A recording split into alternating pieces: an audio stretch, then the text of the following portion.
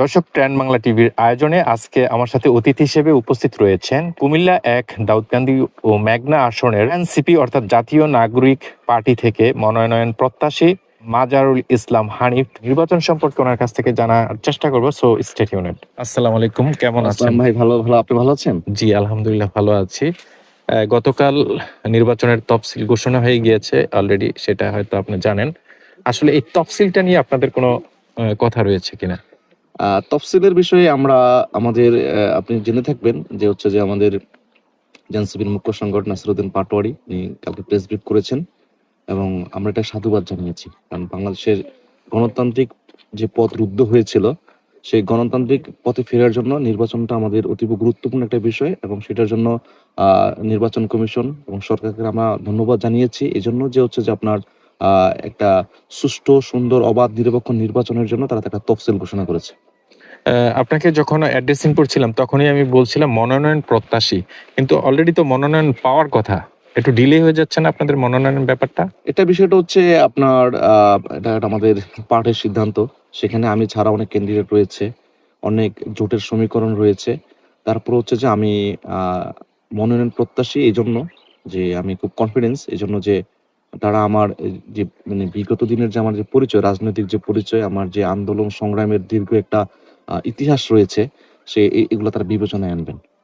আচ্ছা, নির্বাচন করতে গেলে আমরা দেখি যে সলভেন্ট হতে হয়, ডেফিনেটলি অর্থনৈতিকভাবে স্বাবলম্বী হতে হয়, কারণ অনেক টাকার প্রয়োজন হয়। আপনি একজন স্টুডেন্ট মানুষ স্টিল নাও, বাট আপনি এই যে এমপি পদপ্রার্থী হিসেবে যদি আপনি নমিনেশন প্রাপ্ত হন, অনেক টাকার প্রয়োজন। এটা ইফোর্ট কে দিবে আপনাকে এটা বেসিক্যালি? ব্যাকরণে একটা জিনিস আছে, সেটা হচ্ছে নিপাতনের সিদ্ধ। মানে কোনো নিয়ম কানুন মানে না। আচ্ছা।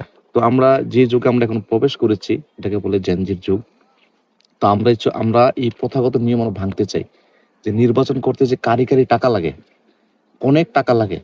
ভোট কিনতে হয়, সেন্টার কিনতে হয়। আমরা এই প্রথাগুলো ভেঙে দিতে চাচ্ছি। এজন্য হচ্ছে যে আপনি যেটা বলেছেন যে আমি যদিও আমার মাস্টার্স কমপ্লিট হয়ে গিয়েছে। আমি এখনো স্টুডেন্টের মানে গন্ধ আমার গা থেকে হ্যাঁ। এখনো যায়নি। তো তথাকথিত যে টাকা-পয়সা আপনি মনে করেন যে বা মানুষ মনে করে যে প্রয়োজন, আমি মনে করি ওই অর্থে আমাদের ওই টাকা-পয়সা আমি মনে করি আমার প্রয়োজন নেই। মানুষের আ আ আমি ভোট কেনা, সেন্টার কেনা, সেন্টার দখল করা এই পন্থায় আমি বিশ্বাস করি না, আমরা বিশ্বাস করি না। আর গণজোয়ার যখন মানুষের আসবে একটা মানে একটা প্রার্থীর পক্ষে বা একটা আপনার আপনার নির্বাচনী প্রতীকের পক্ষে, তখন হচ্ছে আসলে এগুলো ফ্যাক্ট হয়ে দাঁড়ায় না। টাকা-পয়সা বেশি একটা ফ্যাক্ট হয়ে দাঁড়ায় না। তারপরেও আপনি ভালো একটা কোয়েশ্চেন করেছেন যে আমার ফান্ডিং কোত্থেকে আসবে। আমার যে ফান্ডিং এর বিষয়টা যে আপনারা অবগত আছেন ২০২০ সালে যে আমাদের দাউদকান্দি যে উপজেলা নির্বাচন হয়েছিল, সেখানে আমি একজন ভাইস চেয়ারম্যান পদে ক্যান্ডিডেট ছিলাম। তো সেখানে হচ্ছে যে সেখানে আমার মোটামুটি অনেক টাকাই খরচ হয়েছিল। যদি শেষ পর্যন্ত আমি নির্বাচনের রেসে আমি থাকতে পারিনি। ওই সময় রাজনৈতিক প্রেক্ষাপটের কারণে। তো আ আপনি অবগত আছেন যে আমার একটা সার্কেল আছে। আমি যেহেতু একটা ইউনিভার্সিটিতে পড়েছি, আমার এখানে অনেক সিনিয়র, জুনিয়র, আমার অনেক শুভাকাঙ্ক্ষী রয়েছে।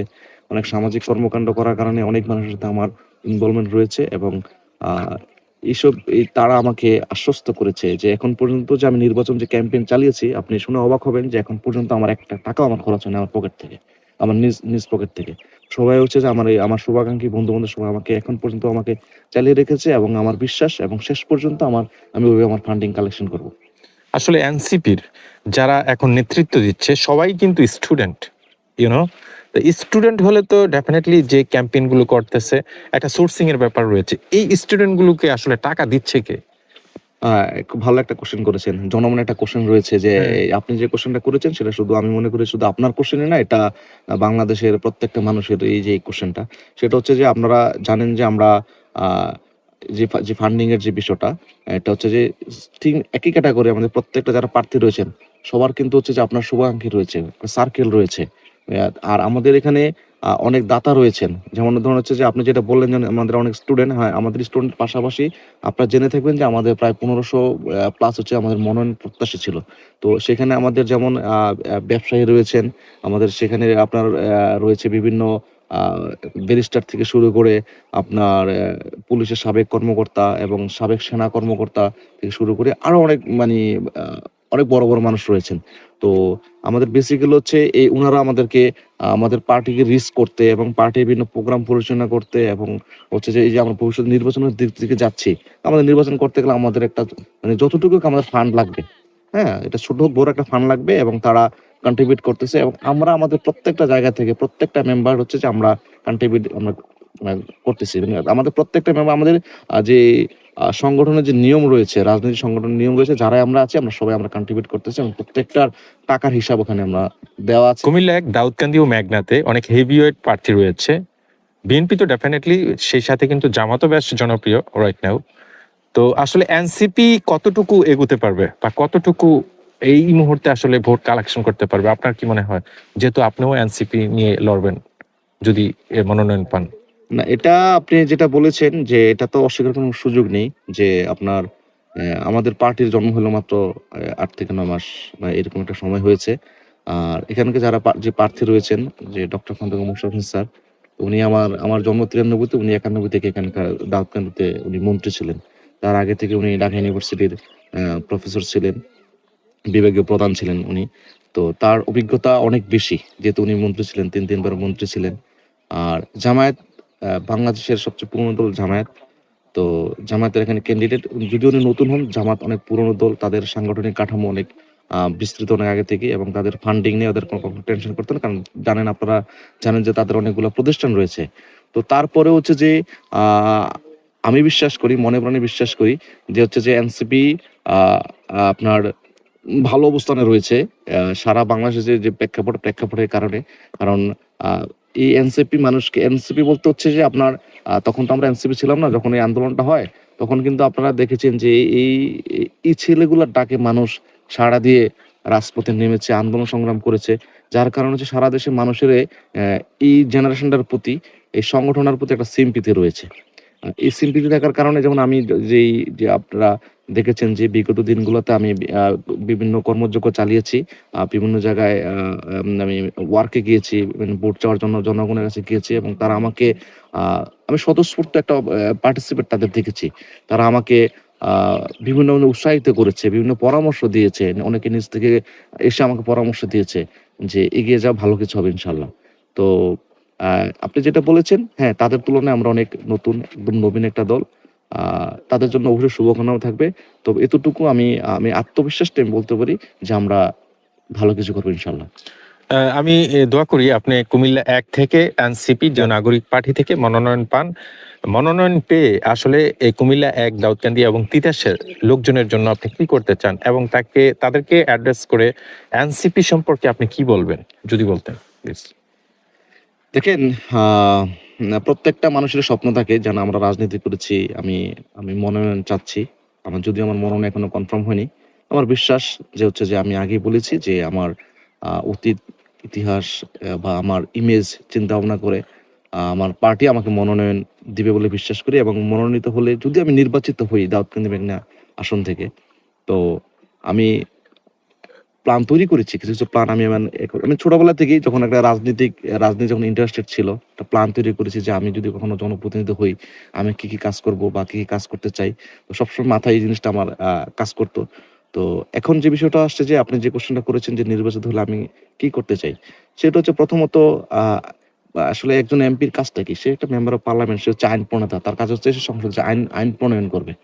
আর আপনার যেগুলা যে ডেভেলপমেন্ট যে কাজগুলা মানে দেখতেছেন সেটা হচ্ছে যে ধরেন এই যে একটা রাস্তা, সেটা এলজিইডির কোনো একটা রাস্তা, কোনো একটা সড়ক ও জনপথের রাস্তা, কোনটা হচ্ছে যে আপনার এই বিভিন্ন গ্রামীণ অবকাঠামো রাস্তা, এগুলো হচ্ছে যে প্রত্যেকটা ডিপার্টমেন্টের আলাদা। তো সেখানে হচ্ছে যে ধরেন বাংলাদেশের যে প্রেক্ষাপট, এখানে আসলে লবিং ছাড়া কিছু হয় না। তো যিনি যে আসলে মন্ত্রী থাকেন তার একটা পাওয়ার বেশি থাকে, তিনি কোথাও একটা তদবির করলে বা সুপারিশ করলে একটা কাজটা হয়ে যায়।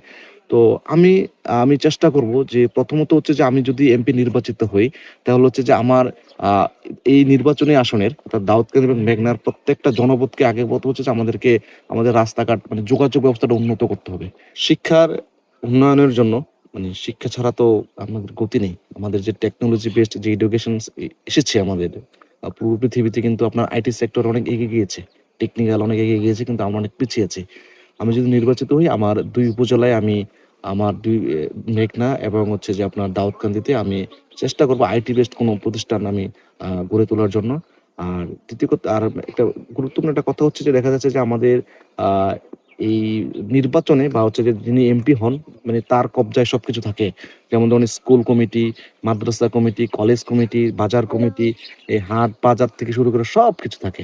তো আমি যদি নির্বাচিত হই তাহলে হচ্ছে যে আমি এগুলো কুক্ষিগত করব না। এখানে হচ্ছে যে যারা এই সেক্টরে যারা মানে যোগ্য, তাদেরকে এটা ওপেন করে দেবো, ফ্লোর একটা তৈরি করে দেবো, যাতে সব মতে সব মানুষ, সব ধরনের মানুষ এখানে পার্টিসিপেন্ট থাকতে পারে। যে আমি নির্বাচিত হলে, আমি এনসিপি থেকে আমি এমপি হয়েছি, মানে আমার লোকজন এখানে বাজার কমিটির সভাপতি হতে হবে, স্কুল কমিটির সভাপতি হতে হবে, তার আপনার হচ্ছে যে আপনার বাজারে ইজারা নিতে হবে। আমি এটা এই প্রথাগত যে চিন্তা, যে ধারণা, আমি এর থেকে আমি বের হয়ে আসবো ইনশাল্লাহ, এবং আমি এটা করে দেখাবো। কুমিল্লা একে বর্তমানে হেভিওয়েট প্রার্থী ডক্টর মোশাররফ হোসেন স্যার, পাশাপাশি মনিরুজ্জামান বাহলুল, দুজনই কিন্তু হেভিওয়েট। আসলে তাদের প্রতি আপনার মূল্যায়নটা কেমন থাকবে অ্যাকচুয়ালি? আহ নিঃসন্দেহে sir, doctor Khandaker Mosharraf sir অনেক ভালো মানুষ। আমি ওনাকে খুব পছন্দ করি, এবং যিনি বাহালুল ভাই, তাকে আমি খুব শ্রদ্ধা করি। তো এখানে যে বিষয়টা হয়েছেন, যেটা আমি বলতে চাই সেটা হচ্ছে, আমি দুজনের প্রতি আমার ওনারা ছাড়াও যারা আমাদের এই যে দলগুলো নির্বাচনী আছে, যে দলগুলো আছে, প্রত্যেকটা প্রার্থীকে আমি হচ্ছে যে শ্রদ্ধা এবং ভালোবাসা জানাই। কারণ হচ্ছে যে তারা সবাই কিন্তু ক্যাপেবল, সবাই যোগ্যতা নিয়ে এখানে ভোটের মাঠে আসছে। তো আমি আশা করবো যে আমাদের এই প্রত্যেকটা প্রার্থীর মধ্যে যে পারস্পরিক শ্রদ্ধাবোধ, যে হৃদ্যতাপূর্ণ সম্পর্ক বা একটা ভালোবাসা, একটা বন্ধন তৈরি হবে। আপনি জেনে থাকবেন যে আমি আমি খুব আনন্দিত, আমি প্রাউড ফিল করি যে আমি দাউদকান্দির সন্তান, যে আমরা ওয়ার্ক করতেছি এখন পর্যন্ত। আমাদের কোনো প্রার্থীদের মধ্যে এখন পর্যন্ত কোনো ধরনের কোনো কটু কথা, কোনো ধরনের হানাহানি, মারামারি বা কোনো কাউকে বাধা দেয় এখন পর্যন্ত কোনো ঘটে নাই। এজন্য আমি যে বাংলাদেশের সবচেয়ে যে বড় দুইটা দল, বিএনপি এবং জামাত, এবং ওনাদেরকে আমি স্পেশাল থ্যাঙ্ক দিতে চাচ্ছি। যেমন আমি আপনাকে লাস্ট একটা এক্সাম্পল দিই। যেমন আমি গত কয়েকদিন আগে একটা বাজারে আমি ওয়ার্কে গিয়েছিলাম, সেখানে বিএনপির একজন হেভিয়েট লোক ছিলেন, তিনি ওই দোকানে বসা ছিলেন। আমাকে খুব খুব ভালোভাবে উনি আপ্যায়ন করেছেন, মানে উনি চা খেয়ে আমাকে তারপরে আমাকে ছেড়েছেন। তো আসলে এই বিষয়গুলো যখন দেখি, তখন আমি তখন ভাবি যে আসলে গণতন্ত্র মনে হয় ফিরে এসেছে। এটাকে বলে গণতন্ত্র, এটা বলে পারস্পরিক শ্রদ্ধাবোধ।